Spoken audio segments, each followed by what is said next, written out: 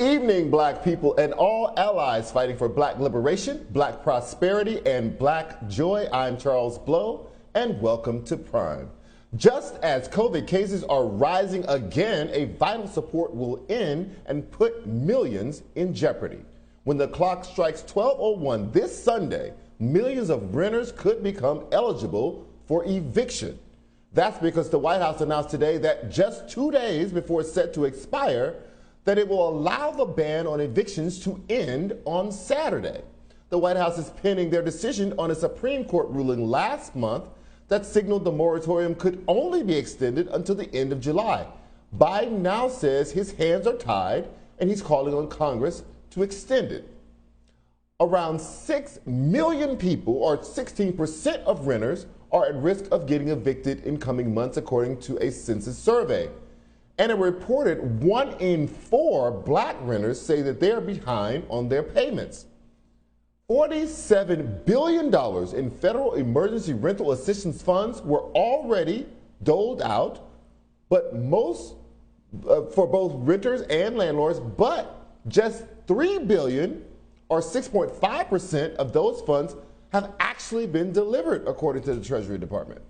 Some states, like New York, have reportedly distributed almost nothing, while several others have only approved a few $million.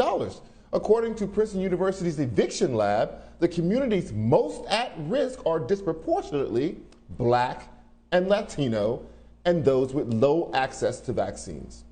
And when the New York Times analyzed it, the states with the biggest shares of Americans behind on rent seem to mainly be in the South, with some exceptions in California, Alaska, and South Dakota. The Treasury Department is urging those who need help to look for resources at consumerfinance.gov. Joining me now to discuss is presiding judge at the Legacy Housing Resource Diversionary Court, Judge Rachel Bell, and president of Melville Trust, Susan Thomas. Thank you both for being here, ladies. Judge Bell, I'll start with you. What do you think about the Biden administration's decision to not extend the eviction moratorium? Well, that's a tough decision for the administration to make. But over the last year, dealing with COVID and dealing with this pandemic, there have been a number of acts and legislation that's been put in place. The CARES Act, CARES grant, to assist, and then the CDC stepped up with a moratorium. But now I believe it's up to our states and to our counties to make the decision on how we're going to move forward with dealing with individuals that aren't able to pay their rent, landlords that are dealing with the rearage, they need to be compensated, and then tenants that need to keep a roof over their head but also have the obligation to pay.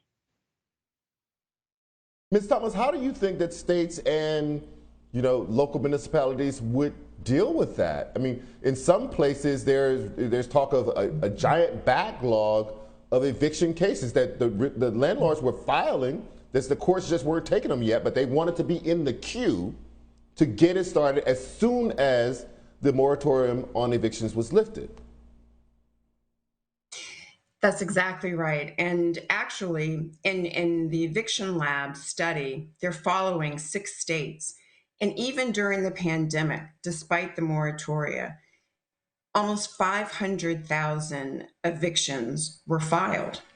And so it really is in the hands of people at the local level who can deal with this and can do things and put things in place, like making it easier to access the rental assistance, like making it easier to apply for the rental assistance, language barriers, digital divide. All of those things can be overcome. And so, the backlog that's happening at the court really, thankfully, is an opportunity for those who need rental assistance to please apply for rental assistance and to find the help that they need.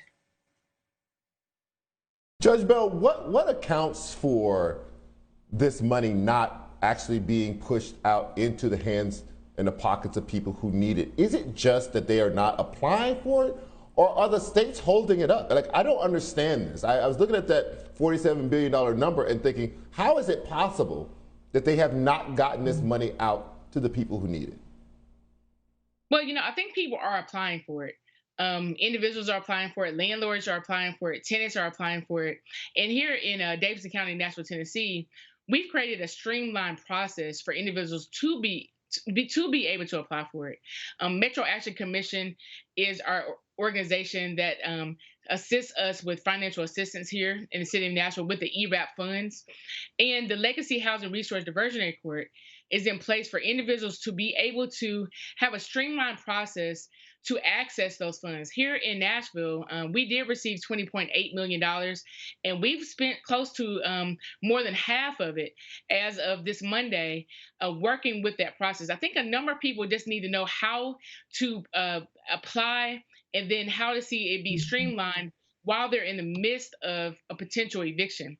And so our court, which I'm very thankful to our mayor's office, our Metro Action Commission, as well as our nonprofits, they're assisting people in getting through those regimens and things that they need to do to apply. And once they do, we're able to divert their case from eviction court to the Housing Resource Diversionary Court.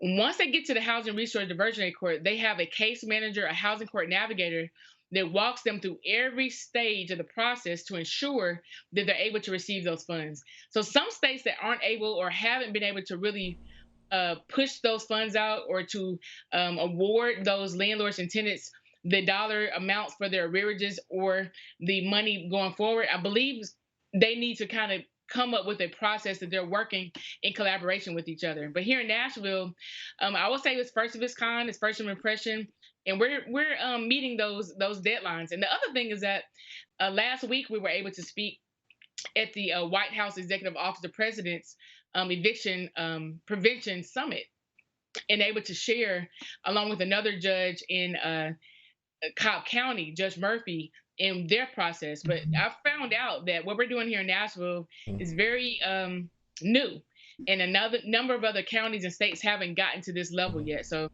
we're further along, but we're moving the needle. Right.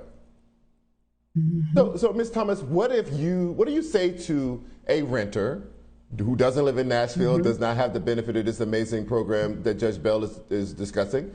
They are behind on their rent. They have suffered through the pandemic. They have not saved up the money to pay the rent when it comes due on Sunday, and their landlord has filed for eviction and they get eviction notice. What do we say to those renters? What do they do now? The first thing that they should do. The first thing that they should do is to go online to the Consumer Finance Protection Bureau, and there's information there that they can find for any state on how to apply for rental assistance. That's the first thing they should do. They can also go on their state's website, and there will be links there to apply online. That's the first thing that they should do. The second thing that they should do, which is just as important, is to work with their landlord. And that's very important, to have that open communication with their landlord, get their landlord to apply or apply with them, get them to stave off any movement towards eviction, help them understand the process, help them understand how long it takes, help them understand how much money in arrears that you'll be getting. And so it's really communication is key between the landlord and the tenant, and then also between the tenant and the court, and involving the landlord in that conversation also if eviction has already been filed. Right. And if I So, can add Judge anything, Bell, right? Yes, go ahead. if I can add that, one thing I want to say, thank you for what you just shared. But what we're seeing is that the tenant needs to check and see if they have a court date and make sure they come to court to advocate on their behalf, because defaults, when they don't come to court, the judge and the court hands are tied. The landlord is going to have a windfall, right? So I just wanted to add that we've got to, the first thing is to make sure the tenant knows if they have a court date and they need to show up for their court date. Right. Yes. Judge Bell, while Yes. we're on you, Politico and others are reporting that Schumer and others are working on an extension after Biden's announcement today.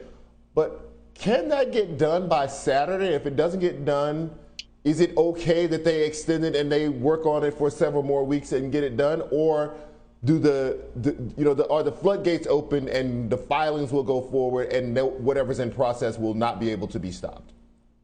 Well, I will tell you that the federal courts here in the Sixth Circuit released or expired our CDC moratorium requirements here in the state of Tennessee as of Friday of last week.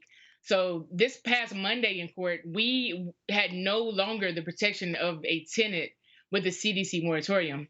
So to be frankly honest with you, if the federal government issues a moratorium, then yes, we're going to honor it immediately. But if there's some delay, a few days, I remember last year there was a week here and there that moratorium was in place, and some things and trials were handled, and some tenants were not able to file their proper paperwork, and landlords were able to proceed. But at the end of the day, I think a lot of people aren't really focusing that this is a landlord and tenant situation. Landlords are dealing with tough circumstances as well as tenants. And so we've got to look at how do we balance this partnership of these individuals, allowing people to live in their respective property, but also being compensated with their lease agreement. So, it's a tough situation. We want to keep people in their homes. We want to keep people with a roof over their head, but also there are landlords that this is their investment property. There are landlords that are having to pay the mortgage. There are landlords that still have to pay the electricity bill, the water bill. So you've got to balance this out, and we've got to just figure out what's the best thing to do, and trying to meet people where they are. And so what we try to do with our court is to have a stipulation agreement where the landlord's in agreement, the tenant's in agreement, and we're able to move forward. But our Metro Action Commission has done a phenomenal job working with the landlords and the tenants, the attorneys, to try to see if we can reach an agreement, and then have a review hearing to make sure that we're able to proceed. But any order that's put in from the federal government, from the president, from the CDC, we will expeditiously honor it. Okay. Judge Rachel Bell and Susan Thomas, thank you so much for enlightening us on this really crucial issue.